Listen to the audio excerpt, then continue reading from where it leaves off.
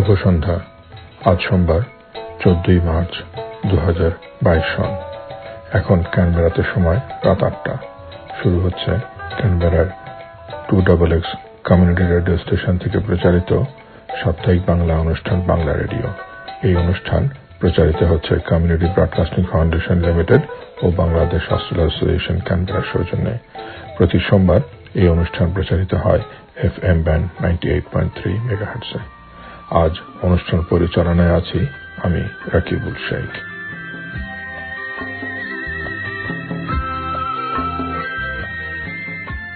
শ্রোতাবন্ধু, অস্ট্রেলিয়ায় বহু ভাষাভাষীদের অংশগ্রহণে যথাযথ মর্যাদা ও ভাবগাম্ভীর্য পরিবেশে পালিত হয়ে গেল শহীদ দিবস ও আন্তর্জাতিক মাতৃভাষা দিবস।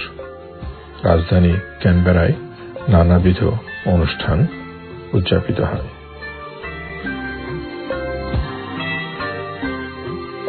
প্রথমত 20 ফেব্রুয়ারিতে IMLM এর উদ্যোগে ল্যাঙ্গুয়েজ ওয়াক অনুষ্ঠিত হয় এবং পরের দিন 21 ফেব্রুয়ারিতে বাংলাদেশ হাই কমিশন ক্যানবেরার আয়োজন করে প্রভাত-ফেরি, আলোচনা সভা এবং সাংস্কৃতিক অনুষ্ঠান।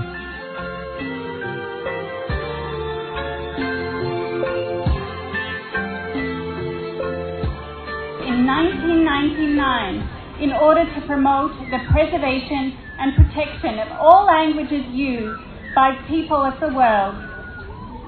This event is especially strong in Bangladesh, where Bengali people had to fight for their right to preserve the right to speak their mother tongue in 1952.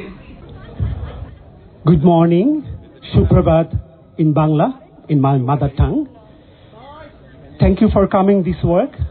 This is our 9th year of annual language walk. So in this walk, celebrating the International Mother Language Day, we are celebrating linguistic diversity in Canberra. We are celebrating the linguistic diversity at community level. It is very unique in Canberra. I would like to introduce you to Miss Ayesha Sheikh, who is here today on behalf of the Director General of UNESCO, Miss Audrey Azoulay. Miss Ayesha Sheikh will now speak. When he expresses his desire to reacquaint himself with his language, Hamit, the boy created by writer Diade Dembele, is expressing a universal and fundamental need. Indeed, every language has a certain rhythm, a certain way of approaching things, of thinking about them. Learning a language or forgetting a language is thus not merely about acquiring or losing a means of communication. It is about seeing an entire world either appear or fade away. From the very first day of school, many school children have the ambivalent experience of discovering one language and the world of ideas which comes with it, and forgetting another one, the language they have known since infancy. I'll now introduce you to His Excellency, Mr. Mohammed Sufiur Rahman, High Commissioner for Bangladesh. Good morning, Shubha Shakal, Suprabhat, ladies and gentlemen, President IMLM, Honorable Tara Shain, other distinguished participants, ladies and gentlemen. We are passing through a time which is fraught with all kinds of risks, and some of these risks come from intolerance towards others, toward the other segment of the society, toward other ethnicities, tribes, and etc., etc. So in this era of intolerance, we see manifestation of various kinds of division along ethnic, linguistic, and cultural lines. This is gaining momentum, and we have to be very careful and guard against such tendencies of intolerance in our societies and countries. This is happening everywhere, and we have to be very careful to preserve, as the DG UNESCO said, multilingualism, multiculturalism in its fullest form. I now have the pleasure of introducing Tara Chain, MLA, Minister for Multicultural Affairs. Good morning, and in the language of the Ngunnawal people, Yuma, Yuma Lindi, hello and welcome. I'd also like to add my voice in acknowledging the traditional custodians of the land on which we meet, the Ngunnawal people, and to pay my respects to elders past, present and emerging, and to extend that respect to Aboriginal and Torres Strait Islander people joining with us today. We are a proudly multicultural and multilingual community. 1 in 4 Canberrans speaks a language other than English at home, and more than 170 languages and dialects are spoken across our city. It is our pride for our diversity that unites us. And there is a particularly special beauty to language and to the diversity of language. How central it is to well-being, to our self-esteem and to our identities. It is fundamental to who we are and our pasts and those of our families. It is something that is shared and it is something that connects. Understanding, shared moments, storytelling, connections across communities and between generations. It is so important, as we've heard repeated throughout today, to ensure that language skills are passed on to the next generation of speakers who will become the future leaders of those languages. There has never been a more important time to celebrate our humanity and who we are, so let's have a fabulous walk. Thank you.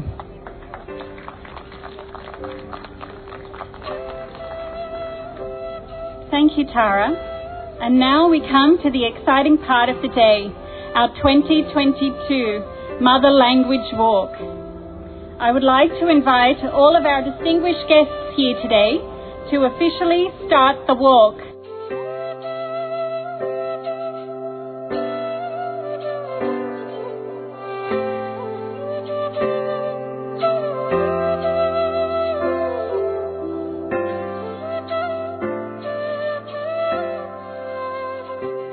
Distinguished guests, good morning to you all.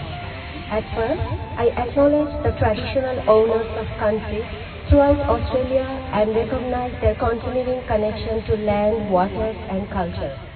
We pay our respects to their elders, past, present and emerging. Mr. Shane Ratnabari, Honorable Attorney General and Leader of the ACT Greens, Honorable Rachel Stephens, Minister for Health, Minister for Aboriginal and Torres Strait Islander Affairs, and Minister for Families and Community Services, ACT Government, Honorable Rebecca Vasaruti, Minister for the Environment and Minister for Heritage, ACT Government, His Excellency Mr. Zakaria Ahmed, High Commissioner for Brunei Darussalam, His Excellency Mr. Manpreet Bora, Indian High Commissioner to Australia, His Excellency Dr. Alexei Pavlovsky, Ambassador of Russian Federation, Bangladesh Government Delegation of Joint Working Group on Trade and Investment, Mr. Gary Cowan, First Assistant Secretary North and South Asia Division, DSAC. We are delighted that you honored invitation of Bangladesh High Commissioner, His Excellency Mr. Muhammad Sufiur Rahman. I also recognize kind presence of Church Affairs of Laos, Mr. Kania Khammungkul, members of Diplomatic Corps, our colleagues from DFAT and other departments, representatives from International Mother Language Movement, Australia-Nepal Friendship Society and Multicultural Association of Canberra. Lastly, but most importantly, our dear members of Bangladesh Diaspora and community organizations. We sincerely thank you all for making it convenient to join us in such an early morning engagement. 21st February reminds us of our struggle and sacrifice to secure respect for our mother tongue Bangla. At the same time, it is a source of great pride that this very day is being celebrated to promote the awareness of language and cultural diversity all across the world as International Mother Language Day. Distinguished guests, Now, we will pay homage to the martyrs of the 1952 historic language movement for their sacrifice to obtain recognition of our mother tongue, Bangla. We will place flower and barefoot at the altar of the language monument that we call Shohid Minar in Bangla. Audience, the coming decade, 2022 to 2032, has been declared as Decade of Indigenous Languages by UNESCO to recognize the importance of mother languages to social cohesion and inclusion. This year, the theme of the International Mother Language Day is Using Technology for Multilingual Learning, Challenges and Opportunities. Honorable President and Honorable Prime Minister of Bangladesh and other dignitaries sent messages on this occasion. Like every year, Ms. Audrey Azoulay, DG UNESCO, also gave a message on this occasion. I'm reading out excerpts from there. Some copies are also available here for you. Honorable President of Bangladesh mentioned in the following about the necessity of preserving languages. Extinction of a language means disappearance of a culture, a nation, and a civilization from the face of the earth. Therefore, the people of the world must raise the voice for protecting the language and culture of all ethnic groups, including the development of respective mother tongue and culture. International Mother Language Institute was established in Dhaka in 2001 for the research and preservation of both the flourishing and nearly extinct languages of the world. Paying homage to the language martyrs, Honorable Prime Minister of Bangladesh said the following. The importance of the language movement in the history of the Bengali liberation struggle is immense. The foundation for a non-communal, democratic language-based state system was laid through this movement. On this day in 1952, Abul Barkat, Abdul Jabbar, Abdul Salam, Rafiquddin Ahmed, Shafiur Rahman and many others sacrificed their lives to protect the dignity of our mother language Bangla. Honorable Prime Minister also underscored the importance of language movement to emergence of Bangladesh as she said the following. Bengali nationalism was established through the extreme self-sacrifice of the brave sons of this soil in the language movement. Following the ideals of the greatest Bengali of all times, father of the nation, Bangabandhu Sheikh Mujibur Rahman, the greatest hero from the establishment of this nationalism to establishing an independent sovereign state for the people of East Bengal, we have made tremendous progress in every field of the socio-economic sector during last 13 years. In her message, DG UNESCO highlighted the role of technology in protecting linguistic diversity. She said, technology can provide new tools for protecting linguistic diversity. Such tools, for example, facilitating their spread and analysis, allow us to record and preserve languages which sometimes exist only in oral form. Put simply, they make local dialects a shared heritage. Ladies and gentlemen, we are extremely gratified for your presence at this program.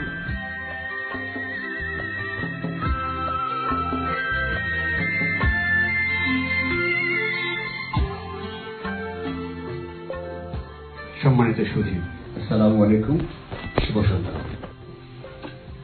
মহান শহীদ দিবস ও আন্তর্জাতিক মাতৃভাষা দিবসের শুভেচ্ছা গ্রহণ করুন। দিবসটি উপলক্ষে বাংলাদেশ হাই কমিশন ক্যানবেরা দিনব্যাপী বিভিন্ন কর্মসূচি গ্রহণ করেছে। দিবসের সান্ধ্যকালীন এই আলোচনা ও সাংস্কৃতিক অনুষ্ঠানে সবাইকে স্বাগত করছি আমি মোহাম্মদ সালাউদ্দিন, কাউন্সিলর শ্রম। এই অনুষ্ঠানে সভাপতিত্ব করছেন মাননীয় হাই কমিশনার জনাব মোহাম্মদ সুফিউর রহমান।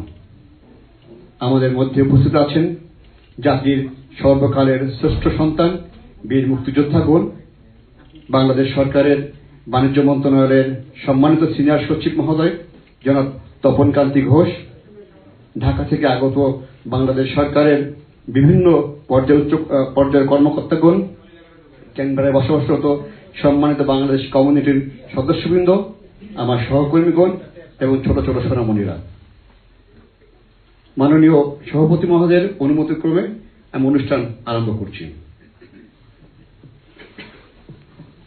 উপস্থিত সুধী, বাংলা আমার মায়ের ভাষা, যে ভাষায় আমি মাকে মা বলে ডাকি, যে ভাষায় আমি প্রকৃতির সাথে কথা বলি, নিজের সাথে কথা বলি, হঠাৎ একদিন আদেশ আসলো, আমি আর মাকে মা বলতে পারবো না, বাবাকে বাবা বলতে পারবো না, আমার ভাষায় কথা বলতে পারবো না।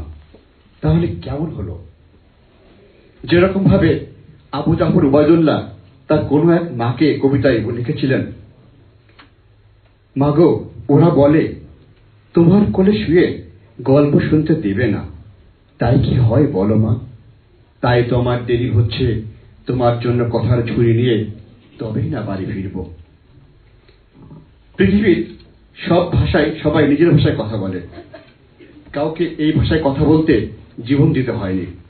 কিন্তু বাংলাদেশিরাই পৃথিবীর একমাত্র জাতি যারা ভাষার দাবিতে বুকের তাজা রক্ত ঢেলে দিয়েছে অকাতরে। বিনম্র শ্রদ্ধা জানাই সেই সব বীর ভাষা সৈনিকদের, যাদের সর্বোচ্চ আত্মত্যাগের বিনিময়ে আমরা বাংলা ভাষায় কথা বলতে পারি, হাসতে পারি, কাঁদতে পারি। শ্রদ্ধা নিবেদন করছি সর্বকালের সর্বশ্রেষ্ঠ বাঙালি জাতির জনক বঙ্গবন্ধু শেখ মুজিবুর রহমানের প্রতি। ভাষা আন্দোলনের নেতৃত্ব দিতে গিয়ে জাতির পিতা একাধিকবার কারাবরণ করেছিলেন। শ্রদ্ধা নিবেদন করছি ভাষা আন্দোলনের সঙ্গে জড়িত সকল ভাষা শহীদগণের প্রতি। অনুষ্ঠানের প্রথম পর্ব আলোচনা অনুষ্ঠান। আমি ভাষা দিবসের তাৎপর্য নিয়ে অতি সংক্ষেপে বক্তব্য রাখার জন্য অনুরোধ জানাচ্ছি জনাব কাজল প্রিয়া বড়ুয়াকে। জনাব কাজল প্রিয় বড়ুয়া বাংলাদেশ সরকারের একজন প্রাক্তন কর্মকর্তা। উনি বেলজিয়ামে কমার্শিয়াল কাউন্সিল হিসেবে কর্মরত ছিলেন। উনি বাংলাদেশ প্ল্যানিং কমিশনের জয়েন্ট চিফ হিসাবে কর্মরত ছিলেন। আমি অনুরোধ জানাচ্ছি জনাব কাজল প্রিয় বড়ুয়াকে তার বক্তব্য রাখার জন্য। ৭০ বছর আগের এমনি ৮ই ফাগুনের এক বৃহস্পতিবার বাংলাকে রাষ্ট্রভাষা করার যুক্তিপূর্ণ দাবি জানাতে গিয়ে বাংলা ভাষাভাষী গর্বিত মায়েদের যেসব দামাল ছেলেরা জীবন উৎসর্গ করেছিলেন, তাদের এবং প্রয়াত ও জীবিত সকলের শান্তি ও মঙ্গলের জন্য আমার ৭৮ বছর জীবনে দানময়, নৈতিক আদর্শময় এবং লোভ দেশ মোহক্ষয়ের ধ্যানময় কর্ম প্রভাবে যেসব পুণ্যরাশি সঞ্চিত হয়েছে, এর সমস্তটাই তাদের মাঝে সমান সমান অংশে মৈত্রীপূর্ণ চিত্তে আমি প্রথম, দ্বিতীয় এবং তৃতীয়বারের মতো বিতরণ করছি। অন্যতম বিষয় শহীদ দিবস নিয়ে 1952 সালের সেই অগ্নিঝরা সময়ে 21 ফেব্রুয়ারির ঘটনাকে ঘিরে যেসব কর্মসূচি নেওয়া হয়েছিল, সেগুলো শুদ্ধ কিনা বিবেচনা করতে গেলে বিশেষ অর্জনগুলোর দিকে তাকাতে হবে। কি পেয়েছি তালিকা ছোট হলেও এর ব্যাপ্তি কিন্তু অনেক বড়। চেয়েছিলাম রাষ্ট্রভাষা, আদায় হলো স্বাধীন রাষ্ট্র সমেত রাষ্ট্রভাষা। 21 ফেব্রুয়ারিকে আন্তর্জাতিক মাতৃভাষা হিসাবে ইউনেস্কোর স্বীকৃতি এবং বাংলা সিয়েরা লিওনের অন্যতম একটি রাষ্ট্রভাষা। এসব দেখে তাই আমি শহীদ সহ সেদিন ওই মরণ কাফেলায় যারা যে যেখানেই থাকুন না কেন, এই পৃথিবীতে মহাবিশ্বে, তাদের সবাইকে তাদের শান্তির জন্য, নিরাপদে অবস্থানের জন্য মাগফিরাত কামনা করি। আমি ক্ষমা প্রার্থনা করি আপনাদের কাছে যে যদি কোনো মানে। ধন্যবাদ জনাব কাজল প্রিয় বড়ুয়া আপনার চমৎকার বক্তব্যের জন্য। পাকিস্তান সৃষ্টির প্রথম থেকেই পশ্চিম পাকিস্তান শাসক গোষ্ঠীর অনুদার দৃষ্টিভঙ্গি লক্ষ্য করা যায়। কিভাবে বাঙালিকে আজীবন শোষণ করা যায় তার ফন্দি ফিকির আর ভিন্ন ষড়যন্ত্র আটকে থাকে পাকিস্তান সৃষ্টির প্রথম থেকেই। তাই তো পাকিস্তান জন্মের মাত্র 1 বছরের মাথায় বাঙালি জাতিকে ভাষাশূন্য করার জন্য মোহাম্মদ আলী জিন্নাহ উর্দুকে পাকিস্তানের একমাত্র রাষ্ট্রভাষা হিসেবে ঘোষণা করেন, যদিও পাকিস্তানের সংখ্যাগরিষ্ঠ মানুষের ভাষা ছিল বাংলা। পশ্চিম পাকিস্তান শাসক গোষ্ঠীর এই ষড়যন্ত্র বাঙালিরা মেনে নেয়নি, তার সঙ্গে সঙ্গে প্রতিবাদ করে। বাঙালিদের দাবি ছিল বাংলাকেও পাকিস্তানের অন্যতম রাষ্ট্রভাষা হিসেবে ঘোষণা করতে, কিন্তু শাসক গোষ্ঠী সংখ্যাগরিষ্ঠদের ন্যায্য দাবি মেনে নেয়নি, বরং পেশি শক্তি ব্যবহার করে বাঙালির দাবিকে স্তম্ভিত করার সকল প্রকার চেষ্টা চালিয়েছে, কিন্তু বাঙালিকে দমিয়ে রাখা যায়নি। এ পর্যায়ে জাতীয় শহীদ দিবস ও আন্তর্জাতিক মাতৃভাষা দিবস 2022-এর উপরে গুরুত্বপূর্ণ বক্তব্য রাখার জন্য বিনীত অনুরোধ করছি আজকের অনুষ্ঠানের সম্মানিত অতিথি বাংলাদেশ সরকারের বাণিজ্য মন্ত্রণালয়ের সিনিয়র সচিব জনাব তপন কান্তি ঘোষ মহোদয়কে। জনাব তপন কান্তি ঘোষ। ক্যানবেরা কর্তৃক আয়োজিত ভাষা শহীদ দিবস এবং আন্তর্জাতিক মাতৃভাষা দিবসের অনুষ্ঠানে মাননীয় হাই কমিশনার জনাব মোহাম্মদ শফিউর রহমান, এখানে উপস্থিত বীর মুক্তিযোদ্ধা সহ অন্যান্য সম্মানিত বাঙালি বা বাংলাদেশি সমাজের মানুষ যারা আছেন এবং অন্যান্য যারা আছেন, আমি সবাইকে সালাম জানাচ্ছি। আসসালামু আলাইকুম এবং শুভ অপরাহ্ন। আজকে আমরা একটি সরকারি কর্মসূচিতে এসে এখানে বক্তব্য রাখতে পেরে আমার খুবই ভালো লাগছে। এই জন্য কৃতজ্ঞতা জানাচ্ছি মাননীয় হাই কমিশনের প্রতি। ভাষার প্রশ্নটা আসলো, আসলে আমরা যদি দেখি যে ভাষা তো আমরা কিভাবে ব্যবহার করব তার উপরে কিন্তু তার ফলাফল নির্ভর করে। সো পাকিস্তানি শাসক গোষ্ঠী ভাষাকে কেন সামনে নিয়ে আসলো সেটা আমাদের বুঝতে হবে।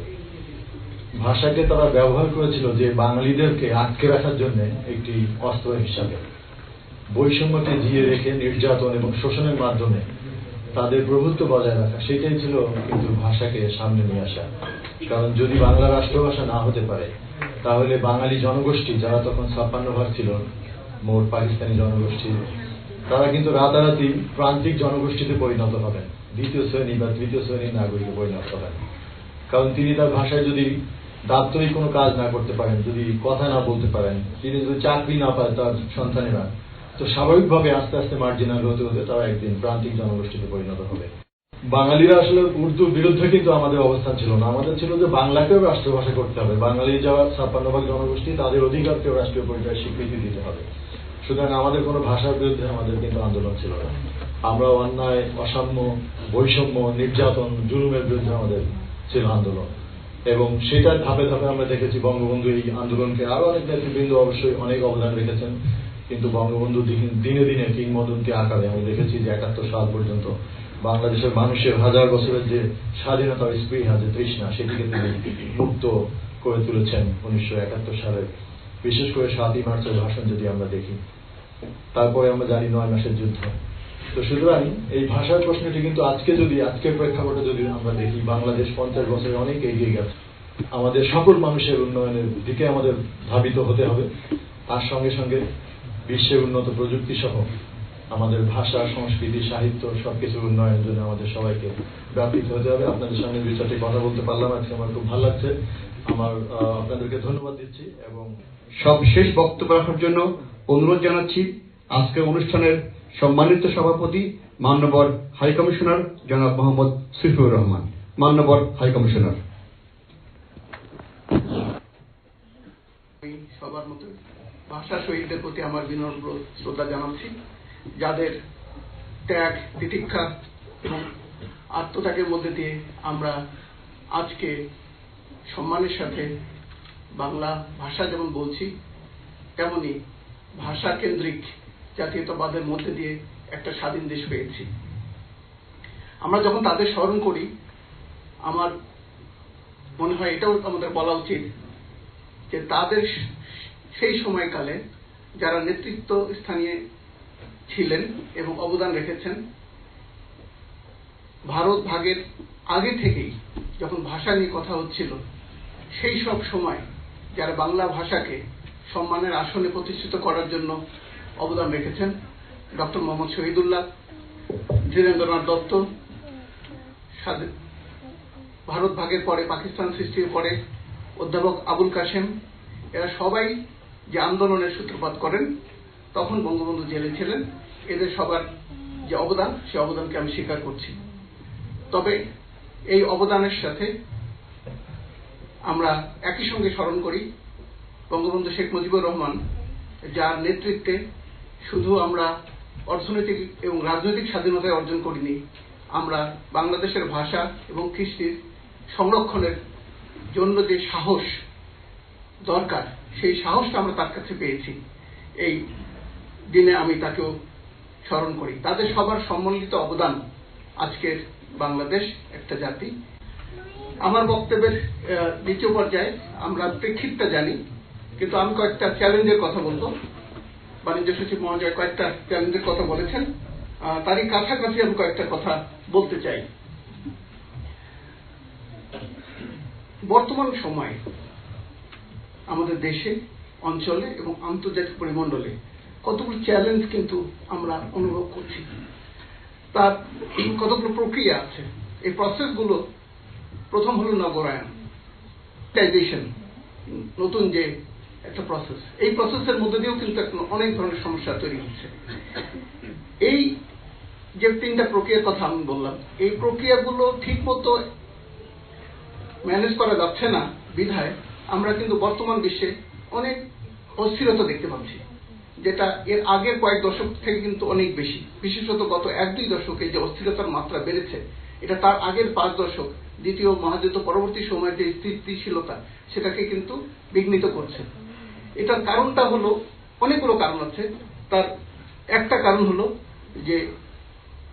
যে ক্ষুদ্র যে জাতিসত্তা, যারা মাইনরিটি আছেন, তাদের উপরে মেজরিটির প্রভাব বিস্তার করার একটা অপচেষ্টা। এটা অতীতেও হয়েছে, কিন্তু বর্তমানে এটা হচ্ছে অনেক বেশি গতির সাথে, অনেক ত্বরান্বিত হচ্ছে বিষয়টা। এবং এই প্রসেসগুলোর মধ্যে, যে তিনটা প্রসেসের কথা আমি বললাম, এই প্রসেসের মধ্যে দিয়ে ত্বরান্বিত হচ্ছে। ভালো দিকগুলো আছে।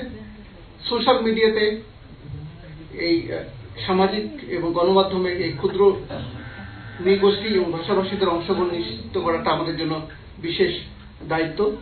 আমরা যদি এই ভাষার স্বীকৃতি এবং এর মধ্যে দিয়ে বিভিন্ন সম্প্রদায়ের মধ্যে সম্প্রীতি খুঁজে পাই, তাহলে জাতিগুলো এক হবে এবং এক জাতি আর এক জাতির উপরে প্রভাব বিস্তার করে তাকে তার যে ডিউ সেটা থেকে বঞ্চিত করবে না, এটা আমি বিশ্বাস করি। এবং এর মধ্যে যে সম্মানের যে বিষয়টা আছে, একটা জাতি আরেকটা জাতিকে অথবা একটা গোষ্ঠী আরেকটা গোষ্ঠীকে সম্মান করবে, এর মধ্যে দিয়ে সমাজে শান্তি আসবে এবং শান্তির ভিত্তির উপরেই প্রগতি হবে। আমি সেই শান্তি এবং স্থিতিশীলতার কামনাকারীদের প্রতি আমার বিনম্র শ্রদ্ধা আবারও প্রকাশ করে আপনাদের সবাইকে ধন্যবাদ জানিয়ে আমার বক্তব্য শেষ করছি। এরই সাথে আমরা আলোচনা পর্বের সমাপ্তি ঘোষণা করছি। সবাইকে আমন্ত্রণ জানাচ্ছি মনোজ্ঞ সাংস্কৃতিক অনুষ্ঠান। 1947 থেকে 1952 সালের বাঙালির গৌরবময় ভাষা আন্দোলনের ইতিহাস যুগে যুগে আমাদের জাতীয় জীবনের অনুপ্রেরণার উৎস হিসেবে কাজ করছে। জাতির জনক ভাষা আন্দোলনের নেতৃত্ব দিতে গিয়ে বারবার কারাবরণ করেছেন। ছাত্র জনতার সম্মিলিত প্রতিরোধের মুখে জান্তা সরকার বাংলাকে রাষ্ট্রভাষার স্বীকৃতি প্রদান করেছে। ভাষা আন্দোলনের এই উত্তর সময়ে অনেক গান কবিতা আন্দোলনকে বেগবান করেছে। সাংস্কৃতিক অনুষ্ঠানের শুরুতেই স্বরচিত কবিতা নিয়ে আবৃত্তি করতে আহ্বান জানাচ্ছি আমাদের সকলের প্রিয় কবি তুষার রায়কে। কবি তুষার। প্রজ্জ্বল বর্ণমালা। আমি দাঁড়িয়ে আছি জনসমুদ্রে, বিশাল আকাশের নিচে, বিশ্বযোগের বিস্তৃত ক্যানভাসে, যেখানে শত সহস্র ভাষা বর্ণমালা পুষ্পোদ্যানের মতো ফুটে আছে কবিতায়, গানে, দৃপ্ত উচ্চারণে। প্রেমে, দ্রোহে, মননে জারিত হয়ে কুচকাওয়াজ করে কত বিজয় গাথা, কত উজ্জ্বল গৌরব আখর।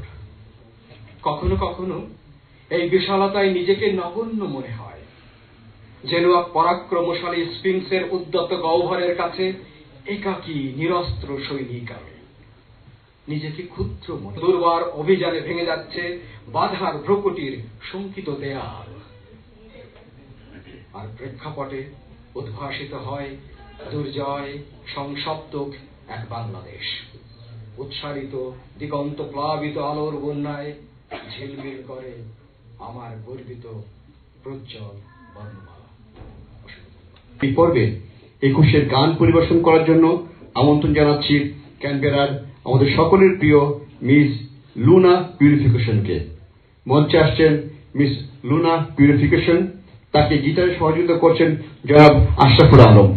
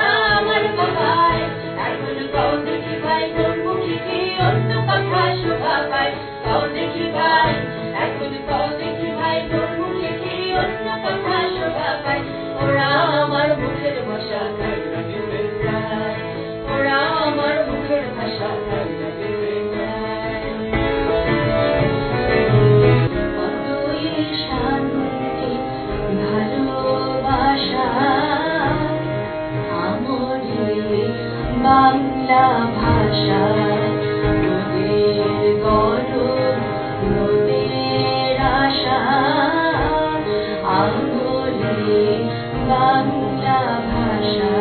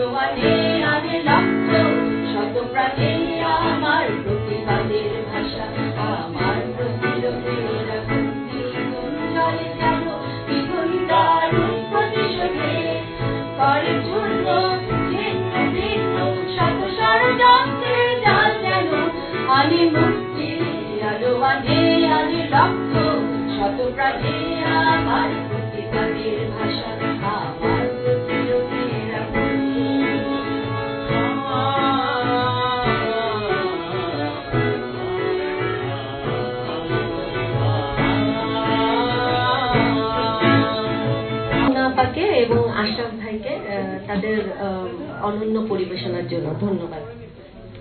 52 ভাষা আন্দোলনে আমাদের কবিতা গান অত্যন্ত সাহসী ভূমিকা রেখেছিল। অনেক কবি ভাষা আন্দোলনকে নিয়ে রচনা করেছে অসংখ্য কবিতা। অনুষ্ঠানের এই পর্বে আমি আমন্ত্রণ জানাচ্ছি আমাদের হাই কমিশনের শ্রম কাউন্সিলর জনাব মোহাম্মদ সালাউদ্দিনকে। তিনি আবৃত্তি করবেন কবি মহাদেব সাহার 21-এর গান কবিতাটি। জনাব মোহাম্মদ সালাউদ্দিন।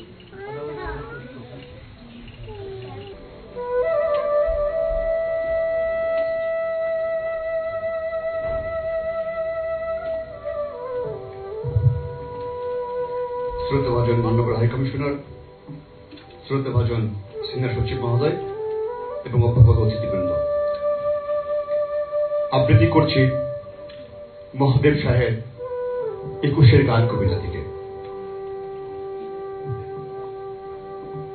21 মানে আসছে, সালাম ফিরে আসছে, বরকত ফিরে আসছে, তাজুল ফিরে আসছে। 21 মানে মুক্তিযুদ্ধ ফিরে আসছে, সেই সাহসে বুক পেতে দেওয়া তারুণ্য ফিরে আসছে, তারুণ্যের চোখে দুর্জয় ফিরে আসছে, শহীদেরা ফিরে আসছে, স্বাধীনতা ফিরে আসছে, বাংলাদেশ ফিরে আসছে। এই পদ্মার মেঘনার দেশে আবার 52 আসছে, 69 আসছে, 71 ফিরে আসছে। 21 মানে আসছে, স্বপ্ন আসছে, ভবিষ্যৎ আসছে।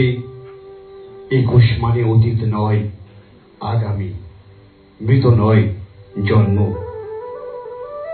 21 মানে শাশ্বত বাংলার হিজল তমাল ভাটিয়ালি গান, শাপলা ফোটা দিঘি, পদ্মা নদীর মাঝি, ঢাকার উন্মুক্ত রাজপথ, দীর্ঘ মিছিল, নগ্ন পায়ে হাঁটা, সারাদিন আমি কি বলিতে পারি।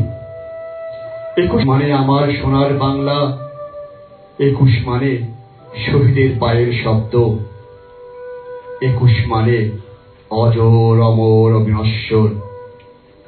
21 মানে আসবে, 21 মানে আসছে, শহীদেরা আসছে, স্বাধীনতা আসছে, বাংলাদেশ আসছে। 21 মানে আসছে, সালাম আসছে, বরকত আসছে, তাজুল আসছে, তাজুল আসছে। ধন্যবাদ।